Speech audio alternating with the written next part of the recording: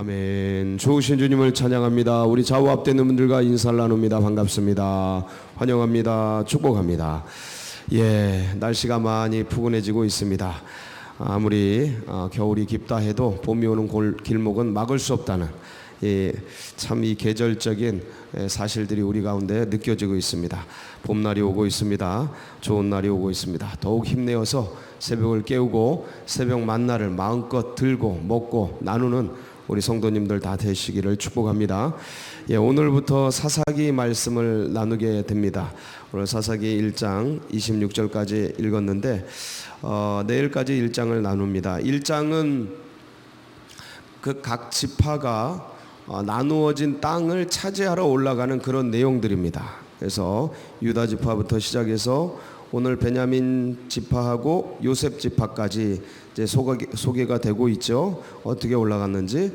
그리고 이제 내일 므낫세, 에브라임, 스불론, 아셀, 납달리 나머지 지파들이 이제 점령하러 가는 그런 모습을 보게 됩니다. 그러니까 지난 우리가 이 앞에 여호수아에서 했던 말씀들을 이 사사기 1장, 2장에서는 반복을 합니다. 앞에 있었던 것들을 요약하는 거예요. 그래서 또 나오네? 같은 내용이네? 똑같은 내용이 기록되어 있죠. 악사, 온니엘이 악사를 차지하는 그런 내용들, 그래서 윗셈과 아랫셈을 구하는 내용들, 똑같은 내용이 아주 그대로 글자도 안 틀리게 기록이 되어 있습니다. 한번 살펴보면 왜 그런가 하니 앞에 있는 전반적으로 흘렀던 그런 이야기들을 이제 전체적으로 요약을 해서 서머리를 해서 사사기를 여는 겁니다. 앞에서 12지파가 이렇게 땅을 차지했다. 그러면서 이제 사사기를 열면서 이 사사기가 어떻게 12지파와 이스라엘 백성들이 혼란기로 들어가는지를 이제 여는 거죠. 알리는 겁니다. 여러분, 사사기는 이 성경 이름 그대로 사사기입니다. 사사기 12명의 사사들이 등장을 합니다. 물론 더 많은 사사들이 있습니다. 사무엘도 사사로 칭해지고요. 사무엘의 아들들도 사사로 칭해집니다. 기억하시죠? 사무엘의 앞에 있었던 엘리 제사장도 사사로 칭해지고 엘리의 아들들도 사사로 부름을 받습니다. 불리움을 받아요. 사사는 더 많습니다. 근데 사사기에 기록된 사사는 12명의 사사가 등장을 합니다. 자, 이 12명의 사사가 등장을 하는데 사사기에 사이클이 있어요. 이 사사들이 왜 등장을 하냐? 사사라는 뜻이 재판관이라는 뜻입니다. 지도자라는 뜻도 있어요. 쇼페팀이라는 히브리어인데 재판관, 지도자 이런 뜻입니다. 그러니까 그 이스라엘의 혼란기에 재판관인 이 사사들이 일어나서 혼란기를 멈추는 거죠. 그리고 구원해내는 이런 과정을 이제 담고 있는 책인데, 자, 12명의 사사가 있다라는 거는 혼란기가 몇 번 왔다라는 겁니까? 12번 왔다라는 거예요. 그렇죠? 그 뒤에 사사들이 더 많이 일어나죠. 그건 더 많이 일어났다는 거죠.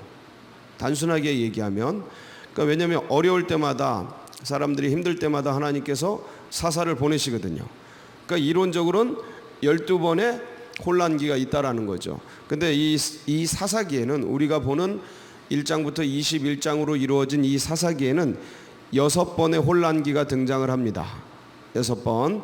그래서 12번을 다 반복하지 않고 6번을 반복을 하는데 6번은 아주 인간적인 숫자죠. 혼란의 숫자. 그래서 그 이야기들을 이제 담고 있습니다. 그러니까 이스라엘 백성들이 각 지파별로 땅을 차지하고 안정기에 들어갈 때 그들이 하나님을 더 깊이 찾은 것이 아니고 그 다음에 전개되는 과정이 이제 혼란이에요. 혼란이라는 건 다른 말로 말하면 하나님을 떠나서 이방신들을 찾는 거예요. 여호와 유일신을 버리고 다른 신을 섞는 거죠. 혼합하는 거죠. 그래서 이 신도 섬기고 저 신도 섬기는 이때의 사람들의 의식이 이제 흐려지고 문화가 타락하고 문명이 퇴폐적으로 변질되는 그러한 과정을 겪게 됩니다. 그러니까 영적인 타락은 무엇을 가져옵니까? 육적인 타락을 가져와요. 영적인 망가짐은 이 세상에 뭘 가져와요? 문화적인 타락과 문명의 퇴행을 가져와요. 썩어버리는 거죠. 이게 이제 연결돼 있어요. 그래서 영과 육은 연결돼 있습니다. 육에 영이 담겨 있고 영이 깨지면 육이 망가지고, 이런 원리들을 우리는 이 사사기를 통해서 이제 볼 수가 있습니다. 그래서 그 사이클을 보면 이렇습니다. 한번 사진 볼까요? 이 사이클이 이렇게 나옵니다. 자, 보세요. 하나님께서 평안을 주셨죠, 12지파에게. 근데 이들이 뭐를 해요? 범죄를 합니다. 하나님을 떠나요. 우상을 숭배해요. 오른쪽으로 도는 겁니다. 그럼 하나님이 뭘 보내요? 정신 차려라, 사인을 보내고, 그 다음에 뭘 보내요? 말을 듣지 않으면 징계를 해요. 심판을 합니다. 그래서 블레셋 군대를 보낸다든지 미디안 군대를 보낸다든지 그래가지고 이 이스라엘 백성들을 하나님이 징계를 하셔요. 정신 차려라, 채찍을 때리는 거죠. 우리로 말하면 이게 뭡니까? 인생의 고난이 찾아오는 거예요. 인생의 고난과 아픔이 찾아와요. 그래서 이것을 하나님의 뜻으로 잘 받들어서 그 뜻을 파악하고 빨리 회개하면 이게 성장통으로 바뀌고, 똑같은 고난인데 성장통이 돼버려요. 그런데 이것을 깨닫지도 못하고 계속 그러고 있으면 망가지는 거예요. 망가지는 거예요. 이렇게 해서 이제 징계를 하죠. 그럼 이스라엘 백성들이 뭐를 할까요? 하나님, 한 10년, 짧게는 7년, 10년, 20년 이렇게 남의 나라의 식민지가 되어서 통치를 받다 보면 괴롭고 어렵고 힘들죠. 하나님 도와주세요. 하나님 힘들어요. 이스라엘 백성들이 430년간 종살이하면서 마지막에 울부짖잖아요. 도와달라고, 살려달라고 울부짖어요. 저 북한의 북녘 땅에 70년이 찼어요. 70년이 찼습니다. 하나님 도와주세요. 하나님 도와주세요. 48년도에 우리가 이제 분단이 됐죠. 2018년이죠. 70년이 찼죠. 하나님께서 무슨 작업을 하고 계시죠. 울부짖는 저 소리들을 주님께서 외면하지는 않으시죠. 저 지하에서 울부짖으며 죽어가는 저 40만, 한 20만에서 40만 사이를 추정하는데 지하 성도들을 올려놓으세요. 그래서 그런 어떤 막 울부짖는 거예요. 하나님 도와주세요, 살려주세요. 그러면 하나님이 누굴 보내주셔요? 사사를 보내주시는 거예요. 그래서 이스라엘을 구원해요. 그 첫 사사가 온니엘이죠. 온니엘부터 시작해서 마지막 사사가 누구예요? 손이 3개. 삼손. 삼손이 나와가지고 이제 마지막 역할을 감당합니다. 구원을 해요. 그럼 뭐가 임합니까? 평화 시기가 임해요. 그 이 백성들이 또 어떻게 돼요? 하나님을 잘 섬기지 않고 또 등 따스고 배부르면 범죄의 길을 걸어갑니다. 이게 몇 번 반복이 된다고요? 6번 반복이 되는 게 사사기의 내용이에요. 사사기의 내용. 그리고 사실은 12번 반복이 돼야 되는데 6번. 이게 이제 사사기의 내용을 가장 잘 표현한 게 뭐냐면 마지막 절이, 마지막 장 마지막 절. 이 사사기 21장 25절이에요. 마지막 절에 보면 사사기를 대표하는 가장 적절한 말씀이 기록이 되어 있어요. 제가 한번 읽어드릴게요. 그때에 이스라엘의 왕이 없으므로 사람이 각기 자기의 소견에 옳은 대로 행하였더라. 그때 누가 없으므로?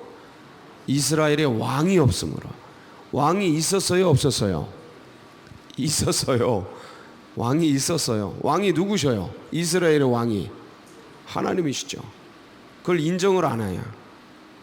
인정을 안 하니까 누가 왕이 돼요? 각자가 왕이 돼요. 자, 이해가 되시죠? 이스라엘의 하나님이 왕이시란 말이에요. 그동안 통치를 해오셨잖아요. 그런데 이 왕을 인정하지 않고, 그러니까 자신들이 각자 소견에 옳은 대로, 자기가 맞다고 생각하는 대로, 자기가 의라고 생각하는 대로, 자기가 옳다고 생각하는 대로, 자기가 판단대로 이스라엘, 그러니까 자기가 왕이 되는 거예요. 하나님의 말씀이, 하나님의 율법이 이 사람을 다스려가는 게 아니고 자기 생각에, 자기 감정에 옳은 대로. 그러니까 이제 뭐가 찾아와요? 다 하나님이고 다 자기가 맞다고 하니까 온 세상이 혼란해지는 거죠. 그 전쟁이 찾아오고 각자 다 쪼개지니까 힘이 약화되니까 다른 데가 상대적으로 세지죠. 그러니까 점령당해요.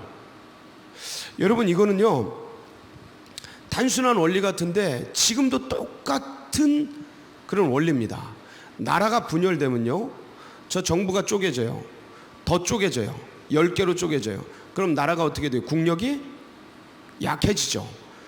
상대적으로 다른 나라에 비해 약해져요. 전부 쪼갈라지면, 힘이 융합되고 하나로 안 되면, 전부 짜갈라지면 약해지고, 약해진 것들이 주위에 다 소문이 나죠. 왜냐면 맨날 싸우니까 찌지고 볶고 싸우죠. 옆에 집에서 싸우는 소리 다 들리죠. 분란돼 가지고 싸우는 소리, 이 나라가 싸우는 소리 일본에서, 북한에서, 중국에서, 러시아에서 다 듣죠. 열강들 사이에 있는 우리인데 짜갈라지고 쪼개지고 조선주에 그렇게 분열되고 붕당체제, 그럴 때 일본이 들어와서 주워 먹은 거 아닙니까? 중국이 와서 통치한 거 아닙니까? 약해질 때마다 하나로 똘똘똘 뭉치면 어디 감히 넘봐요? 아무리 와도, 수나라 당나라 아무리 와도 다 때려 부시죠. 고구려가. 이거예요. 근데 이 뭐로 하나가 될까? 국가 통합을 뭐로 이룰까? 정치로 불가능합니다. 경제로 언강성심 안 돼요. 사람들의 의식은 오히려 등 따쓰고 안전하면 타락해요. 다 쪼갈라집니다. 뭐가 될까? 신앙으로 하나가 되는 거예요. 기독교 신앙으로. 그러니까 하나가 딱 될 때 나라가 굉장히 강력해집니다. 단단해져요. 근데 그렇게 될 때는 이스라엘 백성들이 어디 주변 국가에서, 여러분 생각해 보세요. 이스라엘의 처지를, 이스라엘 주변국들을 한번 생각해 보세요. 지금도, 그때나 지금이나 똑같거든요. 지금도 이스라엘의 주변을 생각해 보세요. 전부 뭐예요? 이스라엘의 대적들이죠. 이슬람이잖아요. 전부 유대교 오직 알받기 한 것 같잖아요. 전부 적대국가, 적성국가 사이에 딱 조그만 나라가 알받기 한 거예요. 그때도 그랬습니다. 그때도 저 위에 시리아, 에돔 밑에 그럼 암몬 족속 전부 이스라엘을 없애려고 하는 그런 나라다. 옆에 블레셋 강력한 해양 족속, 헷 히타이트 대단히 센 나라, 철기 문명. 그러니까 요런 데에 이 이스라엘이 알받기 한 것처럼 딱 들어가 있는데 이게 분열돼 봐요. 그러니까 만약 박살나는 거죠. 미디안 제국이 와서, 리산 구사다임이 와서, 블레셋이 와서 7년 통치하고 14년 통치하고, 이런 내용들이 반복이 되는 거예요. 그러니까 영적으로 하나님을 떠나니, 그러니까 부유하고 풍요해지니까 하나님을 떠나. 그러니까 마음들이 다 쪼갈라져요. 각기 소견에 오른 대로 가. 그러니까 그 틈을 노려서 적국이 쳐들어와서 식민지 통치를 해. 통치받다 힘들어서 살려달라고 아우성을 질러요. 하나님이 사사를 보내요. 구원을 해주셔요. 다시 평화가 와요. 사람들이 또 하나님을 떠나. 이게 계속 반복되는 거예요. 굉장히 혼란기죠. 이 혼란기에 과연 어떻게 살아가야 하는가? 제가 어제 말씀을 드렸습니다. 똑같습니다. 오늘날도. 오늘날 어떤 것 같아요? 통일된 것 같아요? 혼란기 같아요? 글쎄 굉장히 많이 혼란을 한 것 같습니다. 제가 느끼기에는 많이 혼란한 것 같습니다. 극도로 대립이 돼 있고, 그리고 뭐가 진짜인지 뭐가 가짜인지 가짜 찌라시들이 너무 많고, 그런 뉴스도 너무 이제 그런 것들이 혼돈되고, 어떤 게 맞는지 틀리는지조차 가늠조차 안 되고, 그런 시기에 우리가 살고 있고, 신천지 같은 경우는 그 이단이 자기들이 진리라고 얘기하고 있고, 정통 교단이 막 넘어가고 있고, 그러고 있는 실정. 그러니까 옛날에 약 팔던, 가짜 밀가루 약 팔던 사람들이 입담이 워낙 세니까 그 가짜 약을 다 사는 듯한, 밀가루를 다 사면서 이게 진짜 신묘막직한 약이야 하고 이 시대 사람들이 사는 듯한, 진짜 약 파는 장소는, 약 파는 사람들은 알그지가 되는. 그러니까 이 말만 잘하면, 지금은 말만 논리적으로 설득적으로 잘하기만 하면 온 세상이 빨려드는 그런 세상이 됐어요. 그게 지금은 언어의 세계예요. 지금 언어의 세계, 말의 세계예요. 논리를 만들고, 거짓 논리라도 논리를 만들고, 진화론 같은 거, 유물론 같은 거, 이 막스가 말한 유물사관 같은 거, 공산주의 같은 거 만들어내서 계속 주입하니까 설득당해서 넘어가고, 그게 진짜인 줄 알고 그 세계를 만들어 가려고 글로 막 가고 있지 않습니까? 그 세계를 거기 가면 죽음인데, 망하는데. 근데 그 세계가 마치 진짜 같으니까 그 막 무슨 그 무지갯빛 쫓듯이 쫓아가잖아요. 말의 세계예요. 언어의 세계. 그러니까 이게 진리인지 거짓인지 이제 이것을 분별하기만 하고, 그 다음에 이것을 말하기만 하면 이제 누구든지 영혼을 탈취할 수 있는, 영혼을 획득할 수 있는, 영혼을 얻을 수 있는, 구령할 수 있는 그런 시대예요. 근데 우리가 안 하면 적들이 하죠. 적그리스도가 그럴듯한 언어들로 광명의 천사로 획득해 가죠. 영혼들을 다 제자 삼아요. 빨갛게 물들여요. 이제 그런 세계가 온 거예요. 이 예민한 세계가 온 거죠. 그래서 과연 그러면 이렇게 혼란된 세계 속에서 우리들은 어떻게 살아가야 하는가, 그리고 어떻게 이 일들을 우리는 이 실제적인 삶의 현장에서 구별하고 분별하고 살아가야 하는가에 대한 내용들이 거꾸로 혼란기를 묘사하는 이 사사기 속에 담겨져 있는 거예요. 이 무너진 이스라엘 백성들의 삶의 모습을 역사에 기록해 놓고 이것을 보여주면서 21장까지 보여주면서 이걸 보면서 거꾸로 역설적으로 교훈을 얻는 거죠. 이게 역사의 묘미 아닙니까? 이 역사를 기록한 이유입니다. 과거의 실상들을 보면서 미래의 전략들을 구축할 수 있고 현재적인 삶을 교훈적으로 지혜롭게 살아갈 수 있는 방편들을 얻을 수 있는 지혜서가 바로 이 역사서 아닙니까? 사사기가 정기 역사서거든요. 그래서 오늘부터 해서 21장까지 쭉 진행이 될 텐데 여러분 기대를 가지고 같이 마음을 나눠주시고, 자 오늘은 간단하게, 자 그러면 이제 보세요. 유다 지파부터 시작해서 여러 지파가 땅을 분배받아요. 근데 누구 내용이 제일 많이 나옵니까? 오늘 내용을 보세요.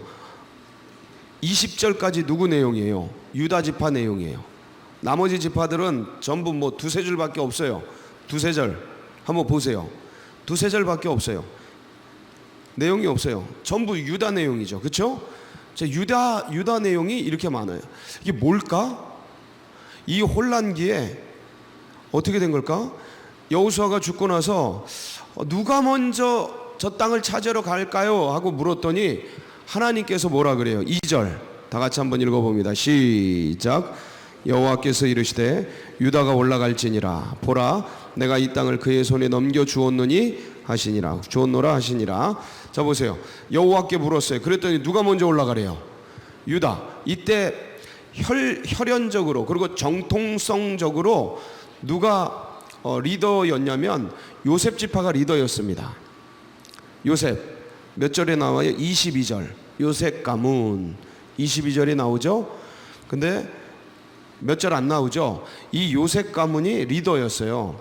그리고 뒤에 넘겨보면 므낫세 지파, 에브라임 지파 27절 29절 내일 다룰 내용들인데, 이들이 이 당시에 헤게모니를 쥐고 있는, 장자권을 쥐고 있는 그런 지파였어요. 그런 지파였다고. 근데 지금 여호와께서 누굴 먼저 보내셔요? 유다를 먼저 보내셔요. 장자가 먼저 올라가는 거예요. 장자가 먼저 제비 뽑는 거고, 장자가 먼저 땅을 분배받는 거라고요. 두 몫씩. 근데 지금 그게 아니에요. 지금 뭔가 역전되죠. 뭔가 달라져죠. 유다가 먼저 올라가라 하나님이 말씀하셔요. 지금 장자권이 어디로 흘러가고 있는 거예요? 유다에게로 흘러가고 있는 거예요. 자 지금 겉의 모양은 요셉 지파가 장자권을 쥐고 있고, 에브라임 여호수아가 에브라임 지파거든요. 에브라임 므낫세가 요셉의 아들들로서 두 몫을 차지해서 그 당시에 이스라엘 백성들을 요셉이 다 먹여 살렸잖아요. 이스라엘을 400년 동안 요셉이 애굽에 들어가서 총리가 돼서 이스라엘 족속을 다 먹여 살렸잖아요. 그래서 장자권이 글로 간 거예요. 장자권이. 혈연적으로는 루벤, 레위, 시므온, 유다 뭐 이렇게 내려와야 되는데 그 요셉의 막내 11번째 아들에게 흘러간 거예요. 그렇게 돼서 자, 그런데 오늘 말씀을 보세요. 누가 먼저 올라가라? 유다가 먼저 올라가라. 굉장히 의미심장한 언어입니다. 이게 여러분 지금 혼란기 사사기예요. 일로 사사기. 지금 이 사사기는 무엇을 1장을 열면서 얘기하고 있냐면 혼란기, 어려운 때, 고난의 때, 힘든 때, 이때 이걸 타개할 수 있는 방법이 뭐냐면 먼저 헌신하는 거예요. 다시 한번. 혼란기, 어렵고 힘들고 고난의 때, 막 뭐 어지럽고 혼돈된 그런 때 이 국난을 타개할 수 있는 게 뭐라고요? 먼저 헌신하는 거예요. 먼저 헌신하는 거. 유다가 그걸 한 거예요. 유다가, 특히 갈렙이, 제가 저 산지 가겠습니다. 손 들고 나간 거잖아요. 고난을 택해서 아무도 안 갈라 그럴 때 유다가 올라가라. 여호와께서 하나님이 그 헌신을 기억하시고 유다가 올라가라. 장자권이 이양되는 겁니다. 넘어가는 거예요. 여러분, 교회도 그렇고요, 가정도 그렇고요, 국가도 그렇고 인재를 뽑아요. 사람들을 등용한다고요. 일꾼을 뽑는다고요. 근데 이때 누굴 뽑겠습니까? 먼저 헌신하는 자 뽑는 겁니다. 그동안 뿌리 깊이 자리 잡아온 그런 사람들이 있죠. 가문이 있고 올해 몇십 년 동안 헌신한 사람들이 있죠. 그리고 유학 갔다 온 똑똑한 사람 많고 뭐 헌금 많이 하고 뭐 하여간 수두룩하게 자리 잡고 있죠. 혼란기에는 먼저 헌신한 사람이 그 혼란을 극복할 수 있는 타겟치게 되는 거예요. 이 굉장히 의미심장한 언어입니다. 그래서 주님 안에서는요, 먼저 된 자가 나중되고 나중된 갈렙 같은 유다 지파 같은 사람들이 먼저 되는 역사가 일어나는 거예요. 저주 아래에 있었던 레위 지파가 어떻게 하니까? 헌신하니까 축복의 자손으로 바뀌는 역사가 일어나는 겁니다. 아직 승부가 끝나지 않았어요. 여러분, 끝날 때까지 끝난 게 아닙니다. 하나님 앞에서 뭐 하세요? 헌신하세요. 전진하세요. 손 들고 나가세요. 주님, 제가 여기 있습니다. 나가세요. 하나님이 그 영혼을 쓰십니다. 지금 혼란기예요. 지금 굉장히 어려워. 영적으로, 육적으로, 나라적으로, 정치적으로, 경제적으로 굉장히 어려운 때예요. 이때가 역전의 기회예요. 갈렙이 역전하잖아요. 유다가 역전하잖아요. 레위가 뒤집지 않습니까? 여러분의 삶이 이 혼란한 때 오히려 전화위복이 되고 고난이 바뀌어 축복이 되고, 그래서 하나님이 여러분을 쓰시는 복된 날 되시기를 주의 이름으로 축원합니다. 같이 기도하시겠습니다. 치고 나가세요. 개척하세요. 전진하세요. 선두에 쓰세요. 굉장히 하나님이 축복해 주십니다. 인생이 그래요. 그렇게 나갑니다. 뒤바뀝니다. 역전돼요. 다 끝난 게 아니에요. 아직 이제 시작이죠. 그래서 이런 신앙이, 이게 기독교 신앙입니다. 기독교 신앙이에요. 이 척박한 땅에 와버렸잖아요. 우리 선교사들이 헌신해서 왔잖아요. 이런 나라가 됐지 않습니까? 이게 기독교예요. 그 땅에 올라가는 거예요. 이 믿음이 다음 세대들에게도 흘러가고, 그리고 이 나라 민족 지금 평창 올림픽 기간에 있는데 은혜 중에 잘 마치고 나라가 안정되고, 그리고 무엇보다도 우리 교회 나아가는 앞길, 여러분 각자의 기도 제목 붙들고 우리 주여 한번 부르고 다 같이 기도합니다. 부르짖습니다. 주여